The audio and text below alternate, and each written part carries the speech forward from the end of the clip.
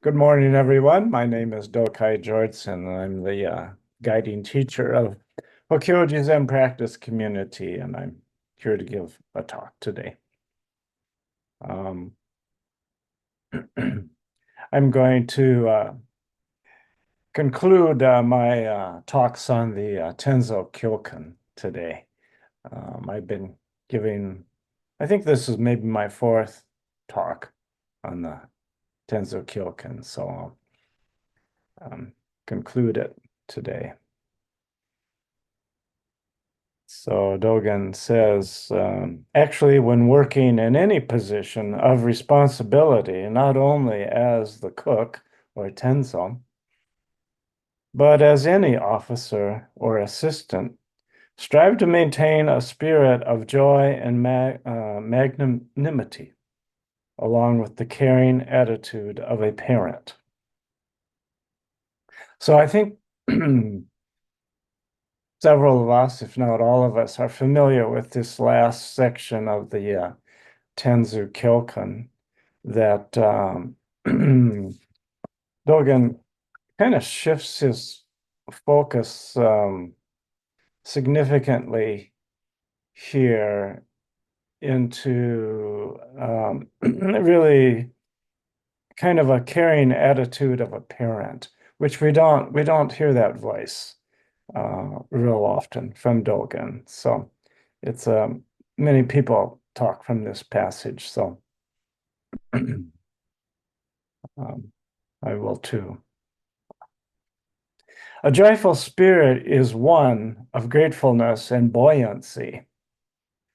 You should consider this carefully. If you have been born into some heavenly realm, you would most likely have only become attached to the pleasures of that realm, taking neither time nor opportunity to awaken to the Bodhi spirit, nor would you be likely to feel any particular necessity for practicing the Buddha Dharma. Much less would you be able to prepare meals for the three treasures, despite their being the highest and most worthy of all things. Then he has this line, neither being Shakro Devanam Indra nor Kakravatan compares to the three treasures. What that means is it's kind of like a ruler, a benevolent ruler. One example was Ashok for these Sanskrit terms that Dogen uses. In the Changyuan Pingui, we find this passage. The Sangha is the most precious of all things. Those who live in this community are unfettered by the pettiness of social affairs. Such a community manifests a refined posture devoid of fabrication about the world. Okay, so really, all this is about, the way I see it, is cultivating gratitude for the life we have. As I look around and look at the room, I know many of us have suffered quite a bit. And yet, on the other hand, I'm going to assume most of us have enough to eat and a place to sleep and keep dry. So, and there's so many people in the world where that's not the case. And I can ask this as a question for all of you too. I feel I'm in very, very fortunate circumstances, almost all across the board, um,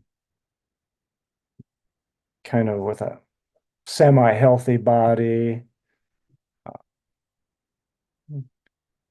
semi-healthy mind, finances are okay, that kind of thing.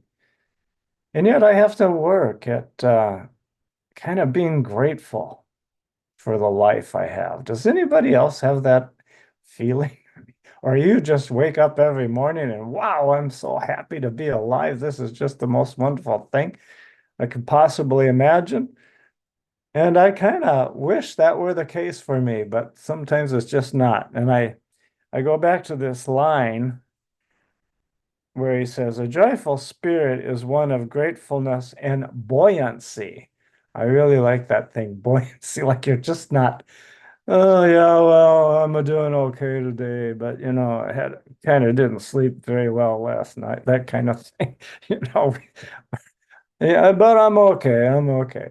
So, it seems like we practice that quite a lot around here. But I'm just wondering, well, I'll stop right now and I'm going to just ask that question. Has the practice you've been doing uh, developed a spirit of joy and magnanimity in your life with the caring attitude of a parent? And is it one of gratefulness and buoyancy? So I'd like to hear what you have to say about that. And you should consider this carefully. That's why I'm asking you. So what's your response?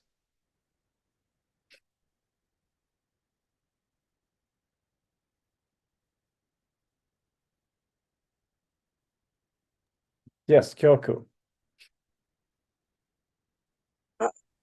In a word, sometimes. Yeah, sometimes. But I would have to say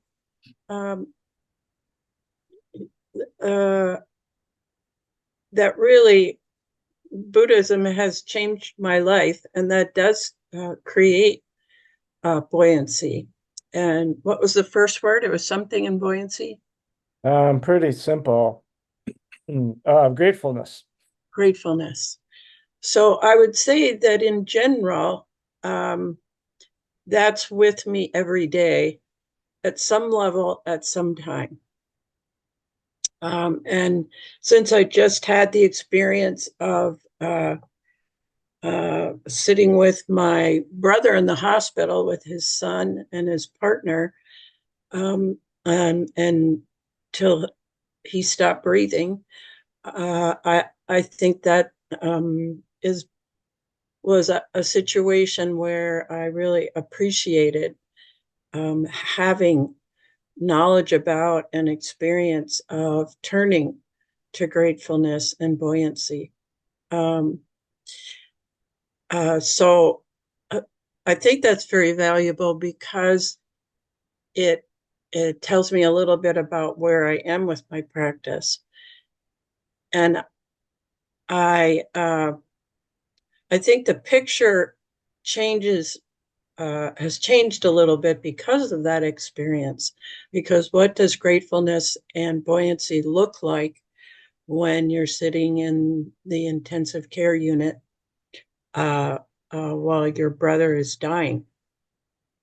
And the experience I had was uh, that it was very supportive. Um, so the gratitude for my practice and my ability to share that gratitude with my nephew and my brother's partner was something that was very present. I just realized I uh, I could be there in a very positive way, and I could really lean on my understanding of my practice. I think that's enough. Other people I'd love to hear from also. Thank you. Anyone else want to share?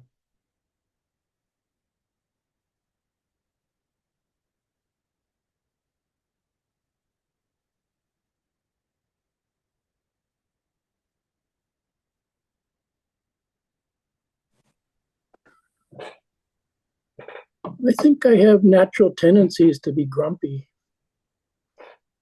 but I think Buddhism has provided a balance to my grumpiness.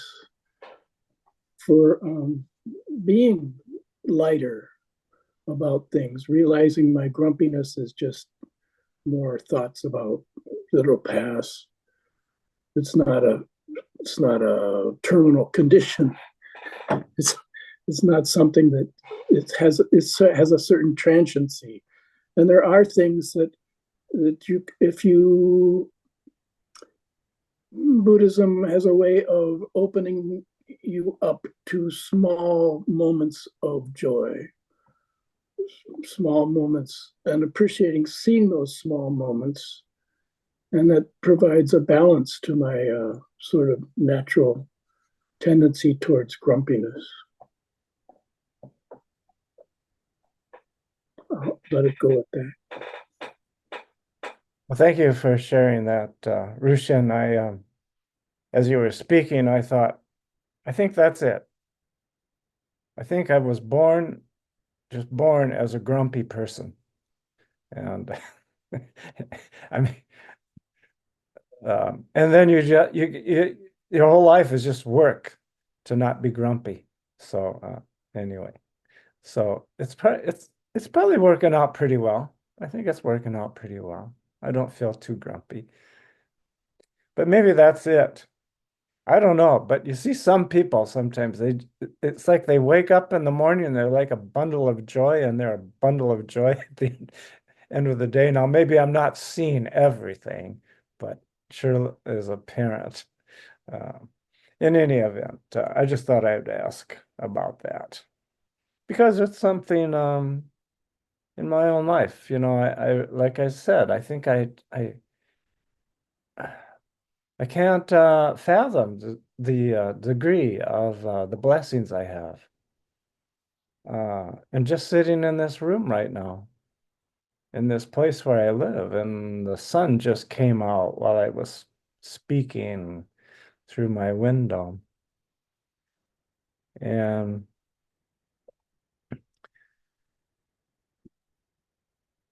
so just developing cultivation of gratitude. So I like this sentence too. It says, such a community manifests a refined posture devoid of fabrication about the world. For one thing, I think that's a very well constructed sentence. I mean, it's really creative. I'll read it again. Such a community manifests a refined posture devoid of fabrication about the world. It's talking about the Sangha and living in this life. And since I see the word fabrication, I'll bring up my favorite sutras again. And I bring them up because I don't think I understand them, but they're very intriguing to me. As far as I know, they're the shortest ones I've ever read, so that keeps them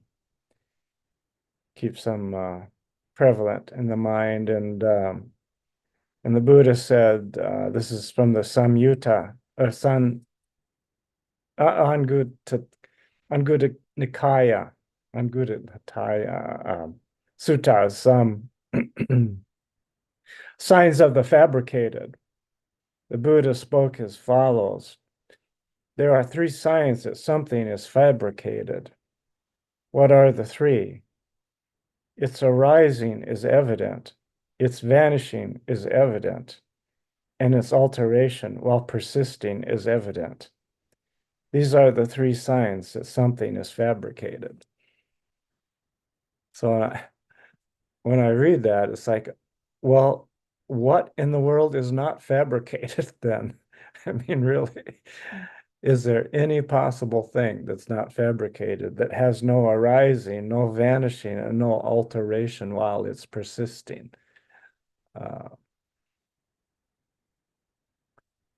I think that's probably going to be forever my koan. Just what is that? That's the signs of the fabricated. And then the signs of the unfabricated there are 3 signs that something is unfabricated. What are the 3? No arising is evident. no vanishing is evident, and no alteration while persisting is evident. These are the three signs that something is unfabricated. So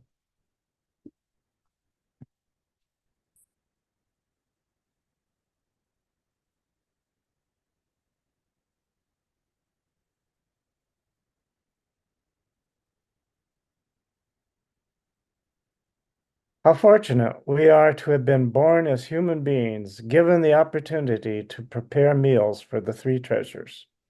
Our attitude should truly be one of joy and gratefulness.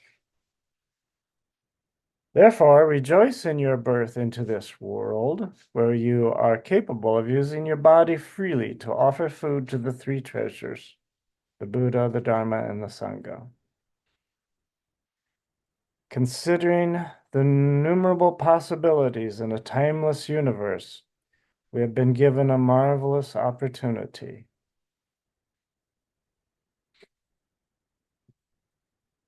The deeds of even a benevolent ruler disappear quickly like foam on water, or the wind-blown flame of a candle. Rather than be such a person, it would be of more value to the Buddha Dharma for you to prepare meals and offer them to the three treasures. So Dogen's quite clear about this, that this is really quite a valuable activity to do, to cook for the community.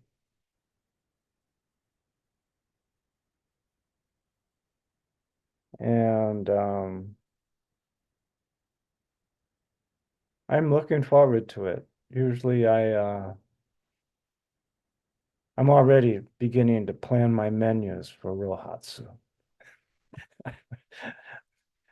I mean, I keep striving to make it best one yet, where I don't get stressed. I serve nutritious and beautiful food, and everyone's happy. So, still working on that.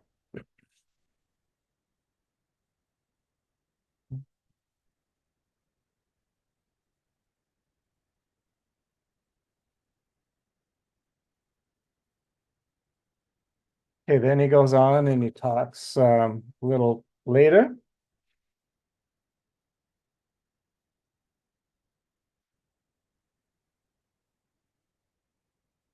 He says, Roshin is the mind or attitude of a parent.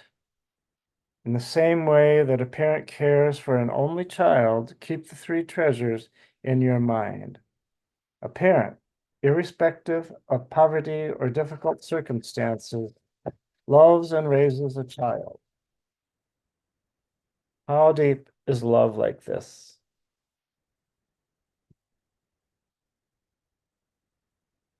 I just recently took a vacation to Washington, D.C.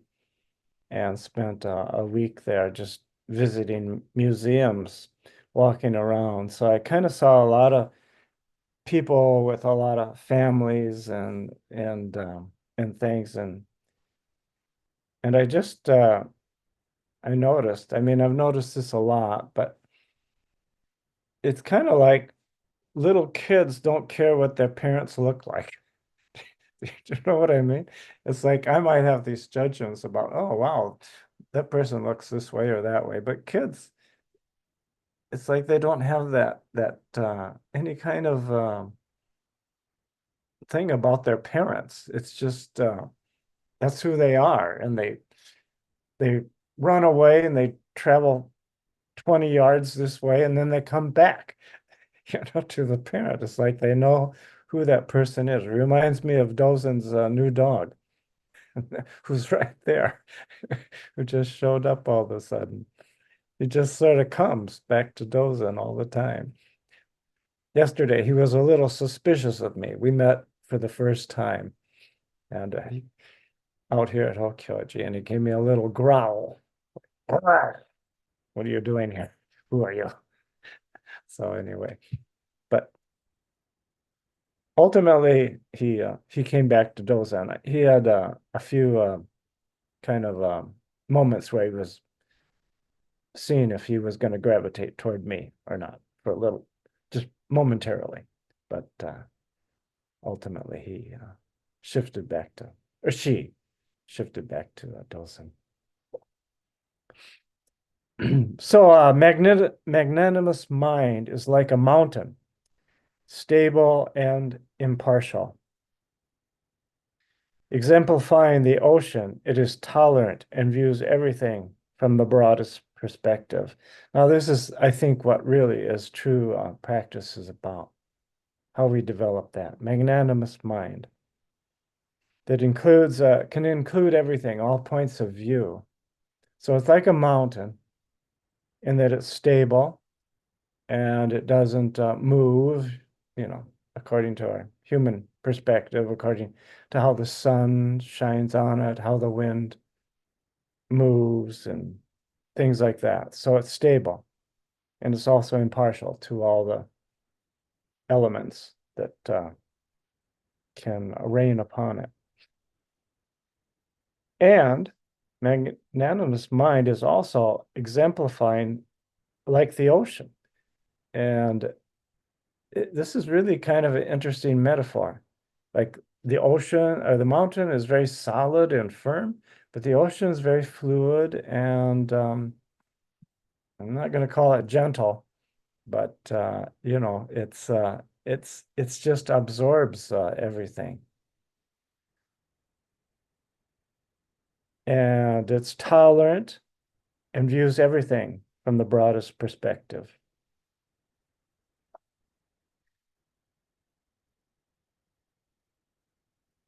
Having a magnanimous mind means being without prejudice and refusing to take sides. When carrying something that weighs an ounce, do not think of it as light. And likewise, when you have to carry 50 pounds, do not think of it as heavy. Do not get carried away by the sounds of spring, nor become heavy-hearted upon seeing the colors of fall. View the changes of the seasons as a whole, and weigh the relativeness of light and heavy from a broad perspective. It is then that you can understand what magnanimity is. Okay.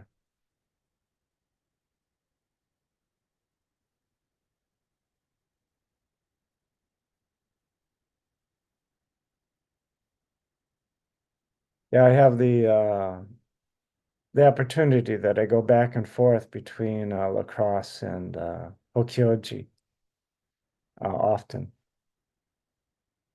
And I carry my things in from the car to the house. And it would seem like I could do this in like just a tiny bit of time. I've been doing it for so long that it'd just be one tiny suitcase. But I have all this stuff I have to bring in, food and this and that, and it becomes kind of an ordeal. And I kind of wonder, when is the time when this is going to become too heavy for me to even do? Just to, we sometimes there's just going to be a time when you can't move around and lift things and do things.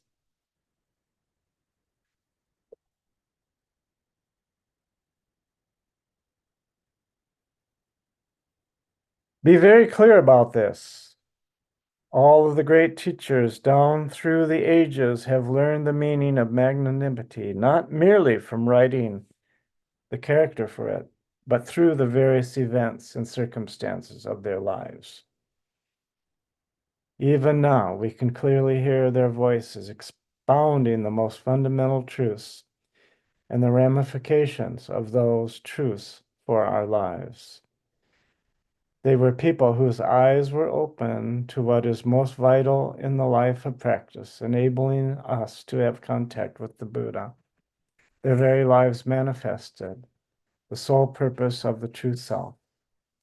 Whether you are the head of a temple or a senior monk or another officer or just an ordinary person, do not forget the attitude behind living out your life with joy, having a deep concern of a parent, and carrying all of your activities with magnanimity.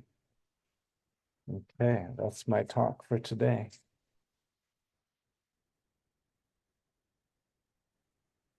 Sometimes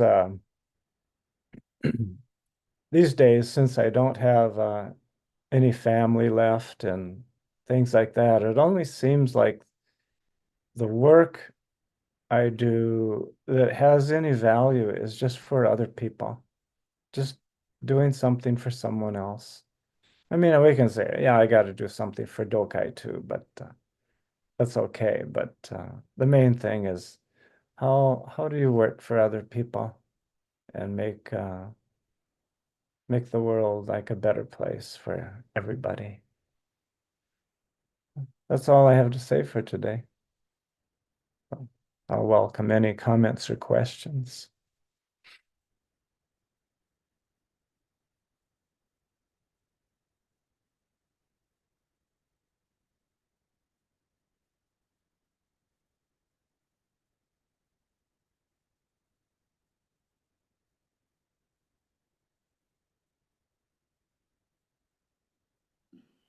Thanks for the talk, Dokai. You're welcome, Dozen. I think going a little back to what Jan said, I think I'm by disposition sort of a grumpy person, a grumpalump to a degree, and that it strikes me that with the last thing that you said, and in doing something for others, acts of service, that there's more joy and gratitude that can be cultivated in that. Usually, when I'm grumpy, I'm thinking about my needs not getting met, or it's all focused on me, and then a useful way that I'm still very much practicing in a elementary student at is a way to get out of that, and that's through service. So yeah, I appreciate that. Thank you. You're welcome.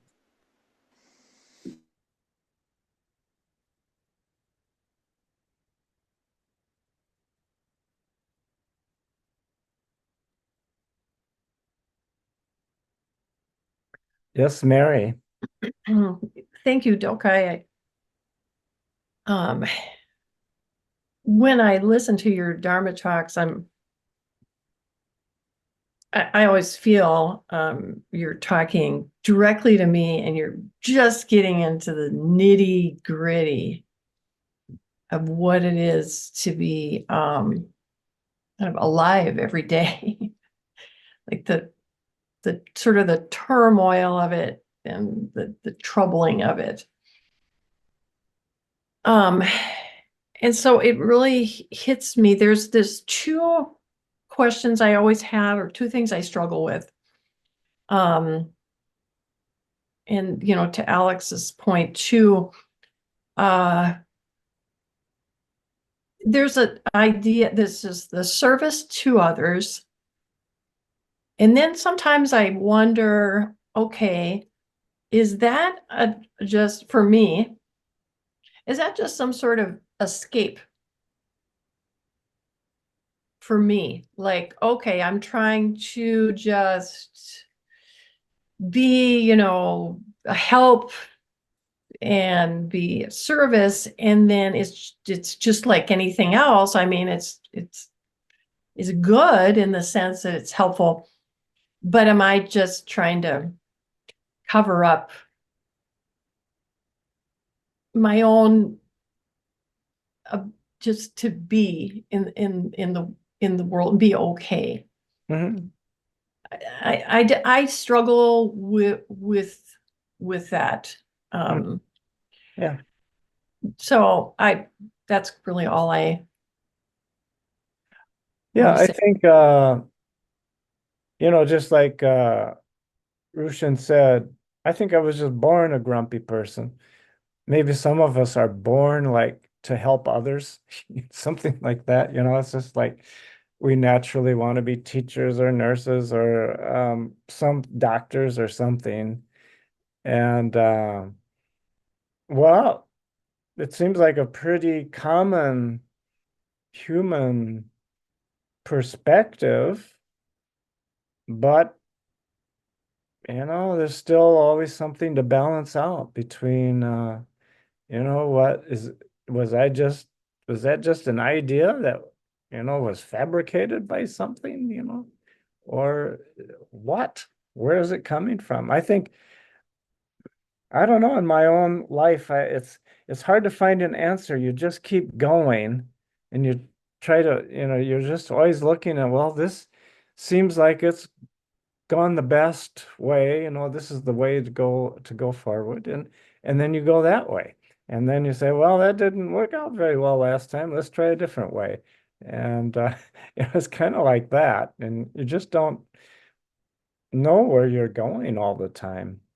And it keeps changing too. I think the aging thing will change you, change your perspectives. It's not quite as idealistic as you used to be when you were 20. You hear what these 22-year-olds or 24-year-olds say these days. And yeah, that's an interesting idea. Interesting. I'll read you one other story here. We have enough time. Yeah, I skipped over it before, but it's kind of interesting. I'll read it to you. If the Tenzo Juishan had not known the deeper implications of magnanimity, he never would have been able to help Fu Shanzul of Daiyuan on his way toward actually practicing the Dharma through his sudden burst of laughter during one of Daiyu's lectures. Okay, so anyway, what happened there was Fu Shang was up giving a lecture on something. Oh, the Mahaprajna Paramita Sutta. And he got to be a famous lecturer, and so he was going around and he was talking on it this one day, and then in the midst of the explanation of the subtleties of the Dharmakaya, the Tenzo, in this case, Jushin, just start bursting out laughing. And for Daiyuan Fu's credit, he said, I'd like to talk to that person who burst out laughing during my Dharma talk yesterday. So they arranged for a meeting, and they said, why did you burst out laughing during my Dharma talk? I said, well, really, you're, I'll quote,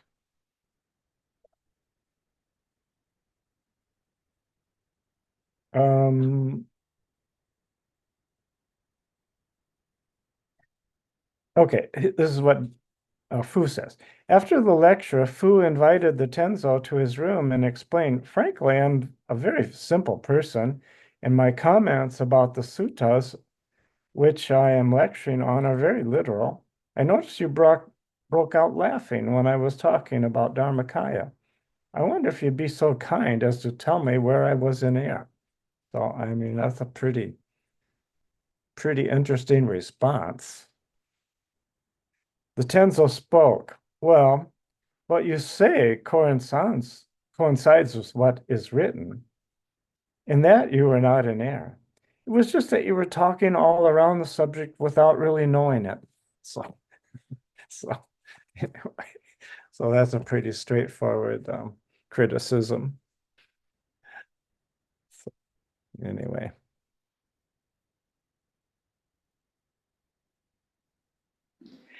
If I could just maybe ask a question, thank you, Mary, for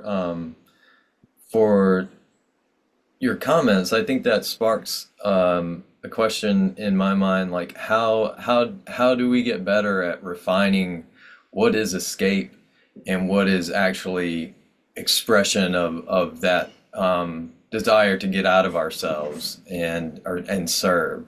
Like whereas how do we get better at finding that balance? And because our needs do need to be met, right? Our personal needs, or else we're going to be miserable on the inside, even if we are smiling and acting not grumpy, you know? So where, yeah, how do we find that balance? Do you want to respond, Mary? Yeah, well, only to say, that's a great question, and it's articulating what I was trying to say. And it's something that I've struggled with like all my life. And it, yeah. So yeah, I get it. So yeah, I don't know. That's all I have to say. Thank you. Thank you, Dozen.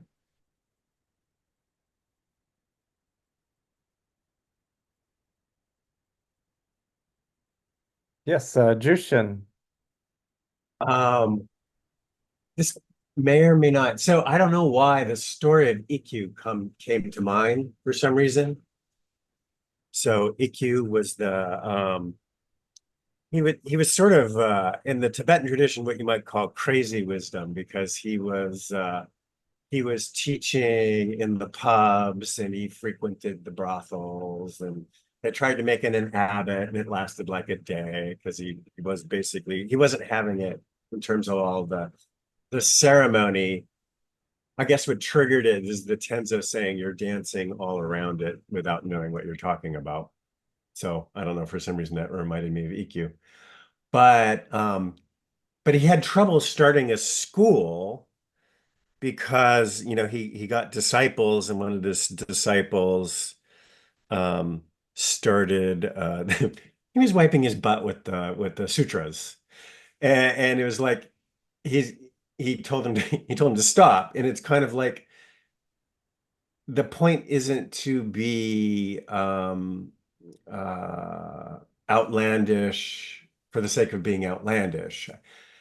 You have to sort of be yourself. And so I don't know why I was connecting these dots, but the sort of thing is everybody's joy and buoyancy is not going to look the same.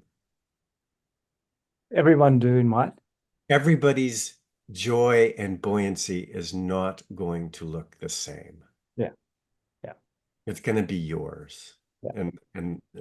And authenticity is what sort of comes to mind. Yeah, the Buddha said it's all right to smile as long as you don't show the teeth. So so so it's like, okay, we have our different ways of expressing buoyancy. So. But even if we do show the teeth, I think it's still all right to smile. So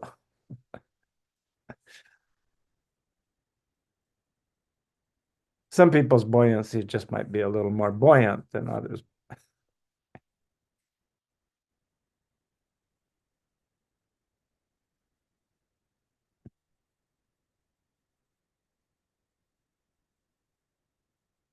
Yes, Rushin.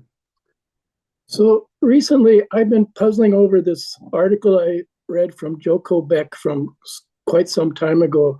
It's you can find it online. It's called "The Function of a Zen Center," and in that she says that she doesn't like to put her senior students in the roles of maintaining the Zen Center, like the Tenzo and the Ino and such. She tends to have her senior students just be her senior students, and kind of the sense I get is just to exert their presence, and then she puts other people in charge of these officer type functions, and she calls them monitor functions in a way. So that kind of puzzles me, because that's not the way anybody has done it that I've seen over the years. I've seen priests in training doing places that maybe that kind of follows her function, but it interests me that she would have that perspective, because it kind of goes against the grain, right? So I was wondering if you had any thoughts on that. I think I would do the same thing if I had enough people. But basically, these days, I still need to rely on people who are the most experienced to put them in positions like Tenzo and Eno. But no, I can appreciate that. It's like the senior students, well, they're just there, sitting in the Zendo and kind of hopefully being kind to everyone and being good models and things like that. And then the younger folks, they're learning how to be how to be a Tenzo, and that sounds like a good plan to me. I just need like about 20 people to show up again. Start giving them jobs.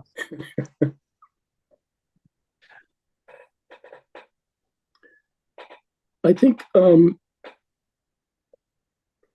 Dozen's point about service, I think there is some I don't see it as escape. I see it as kind of manifesting something. But then again, I have also burned myself out in service. And so people who have burned themselves out in service tend to have a respect for maintaining some kind of balance in their service, because they know they can go too far. But there's still an impulse towards service, I think. And I don't know where that impulse exactly comes from, but I do know, something Joanne said one time was when you think about giving a gift to someone, just do it right then. Don't overthink it. Just do it right then. And I think that's been really useful to me, to not overthink when that impulse comes up, just to do it, and not overthink it or think, well, let's see, I don't know, let's see. No, just do it. So.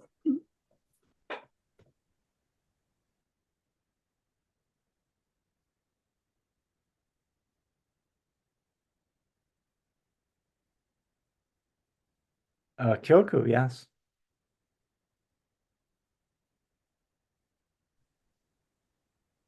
Thank you for everybody for all the good stuff to think about and ponder on that you're raising here. I just had an incident yesterday that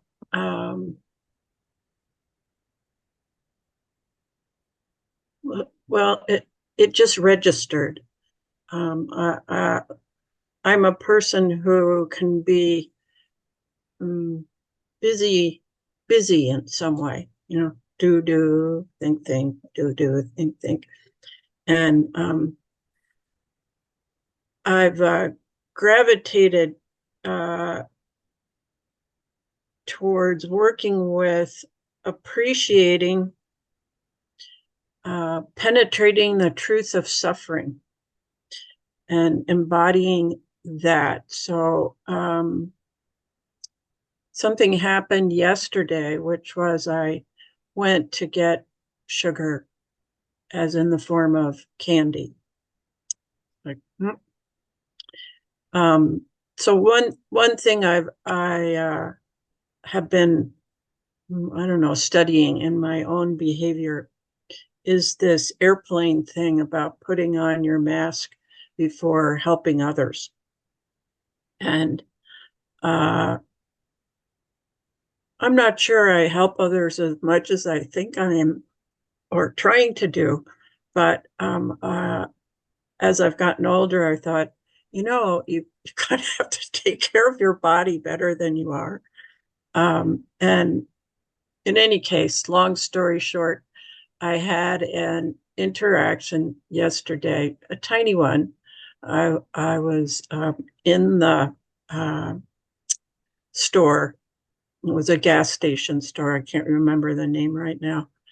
And went to the register, and I needed guidance to get I think it was a quick trip. So it's like I now have a quick trip card. I don't even know what the benefits are, but I'm trying to use it and I'm a little awkward around it. And the woman who was the register person was kind in guiding me through it. And at one point she said, as I said to her, I'm just getting used to this, and I get a little confused. And when I haven't done it for a while, anyway, just chit chat. And she said, well, if it just wouldn't change. And something kicked in for me. And I said, yeah, I said, this change thing is really hard to deal with. I said, but I've concluded that it's going to continue. So I tried to make my peace with it. And then and she was like, yeah, and all of a sudden at the very end, I was just kind of aware of just being here with this. And I said, and trying to make the best of it. I said, trying to pause and remember to appreciate what's coming and going. I said it more succinctly than that, but I got into the car and I thought, that's good wisdom. This is good wisdom. This is, I essentially my commitment to appreciate everything that's arising as the perfect opportunity to penetrate the truth of suffering, and without making hasty conclusions or new resolutions about how to be happy so much as to just be alert, pay attention. It reminds me of the story of the Asian guy who's who has a series of things that are happening, and the commentary is always on oh, isn't that great, or isn't oh, too bad. And he keeps responding, we'll see. So that's what I endeavor to return to whenever I notice something. It's a way really of trying to return to what's always happening, which is this, and really try to appreciate that as a practice of just returning to the present without an opinion, while at the same time not obsessing about, oh, this is what I'm doing. So it's a subtle practice, and I'm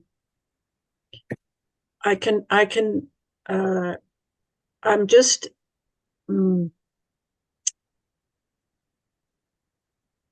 happy to have it, so in this weird way, it's like, oh, here it is again. That's all. Thank you. Anyone else? We're getting down to the end of our time here.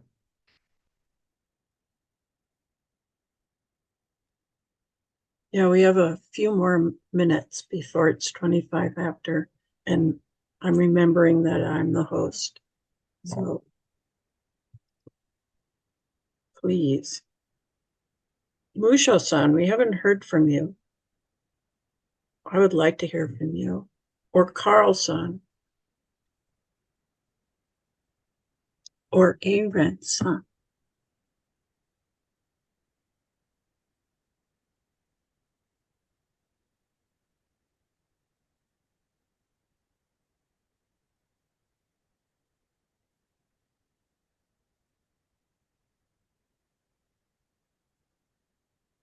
Well, perhaps nothing for today. So, Well, we've had quite a bit of something. Yeah. But sometimes it's just like the last second that somebody feels compelled to come forward. All right. So thank you very much, Dokai. Oh, Erin looked like she might be thinking about saying something. Carl says he has no microphone.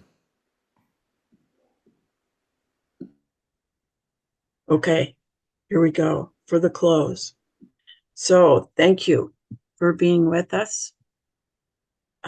You can go to our website if you'd like to make an offering for this conversation and this talk, or whatever else you appreciate about Hokyoji.